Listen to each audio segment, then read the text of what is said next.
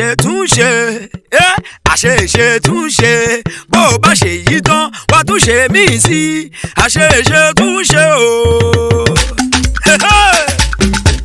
Ayọ̀dèjì is your day.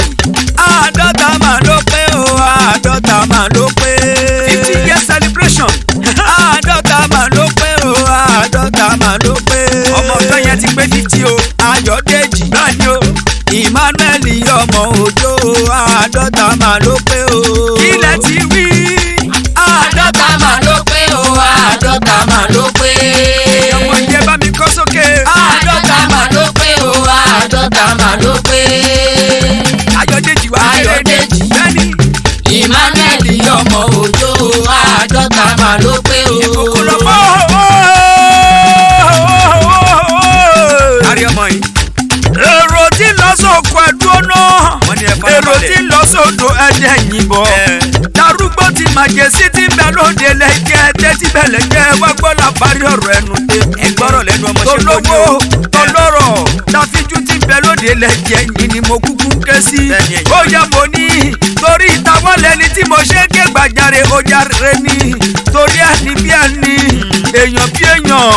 Ó yẹ mo ní bọ̀rọ̀ kìíní tí mo kọ́kọ́ rí àfijọ́ ènìyàn tí mo kọ́kọ́ rí tó ń sọ̀tọ̀ bí lọ́jọ́ lórí ni mo kúkú ké sí. Ó yẹ mo ní torí bàbá mi Ayọ̀dèjì Emmanuel ọmọ òjò. Owó orí ọkọ̀ jù ní aláṣẹ bí ìwọ ni mo kúkú ké sí ní sọ̀tọ̀ bí lọ́jọ́ tó jáde ní.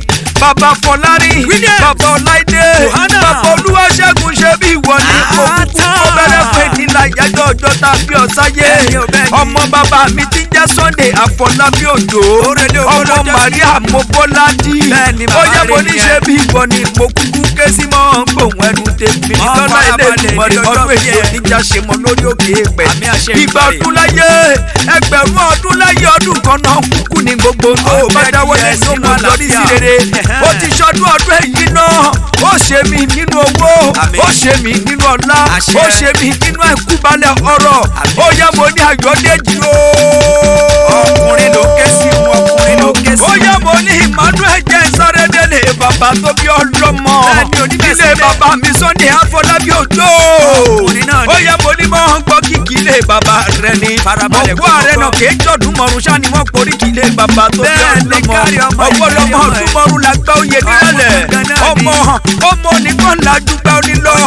Ọmọ nílò òórà rẹ̀. Ó kù fàbóyún. Ó kù fàrẹ̀mọ. Ó kù fàgọ̀kan òkè ọ̀hún. Òun náà tó bí méje. Èké ara ìjàmọ̀. Ọmọ akíkànga mójú ọ̀run ta.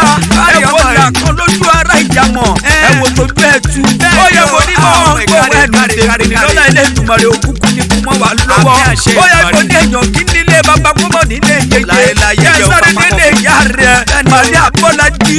Ó yẹ kó ní màmá mi tó ṣe bẹ́ẹ̀ tó lọ sọ̀rọ̀ àjà lọ́jọ́ sí yẹn.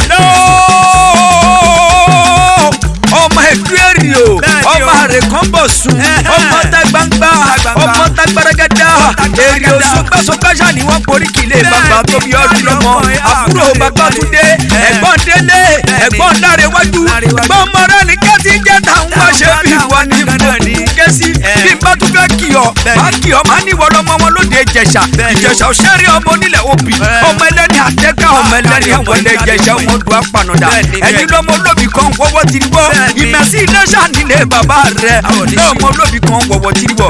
Ó yá mo ní Ayọ̀dèjì Emmanuel ọmọ Òjó tètè ẹ̀ bá ń já.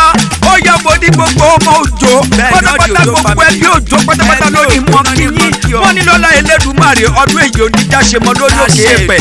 Wọ́n ní kò wá síbẹ̀ ẹ bá ṣe pẹ́ láyé tó. Ẹ ò ní fọdún èyí ṣàṣemọ lọ́lá bàbá lókè. Kò wá síbẹ̀ ẹ bá ṣe pẹ́ láyé tó. Ẹ ò ní fojú mọ́ sáré ọmọ. Ọmọ ò ní kú mọ́ yín lọ́wọ́. Àyà ò ní kú mọ́ yín lórí. Ó yá mo ní Emmanuel yóò from all the Ojo's family náà ní kí n mọ kí yín pé ọdún èyí ò ní já ṣe mọ́. Ó yẹ mo ní ìṣèbáyájọ́ ọjọ́ ìdí náà láyájọ́ ọjọ́ tó gbéyàwó sílé tó fẹ́ sí Ghana ìdílé gẹ́gẹ́ bí àyà. Ó yẹ mo ní lọ́lá ilé Èdùmàrè gbogbo tẹ́ ẹ bá máa rí lọ́dún yìí á jẹ́ double promotion double celebration lọ́lá ilé Èdùmàrè gbogbo tẹ́ ẹ bá dáwọ́lé ní òmò yọrí sí eré ìwòjọ́ ọdún tó ń bọ̀ àwọn ìfìyín ṣàwátì. Happy birthday to you, Emmanuel Ayọ̀dèjì Òjó. Owó orí Juliana, bàbá Fọlárin, bàbá Ọláìdé, bàbá Olúwaṣẹ́gun. More years to celebrate. igba ọdún ọdún kan ni. Wúrà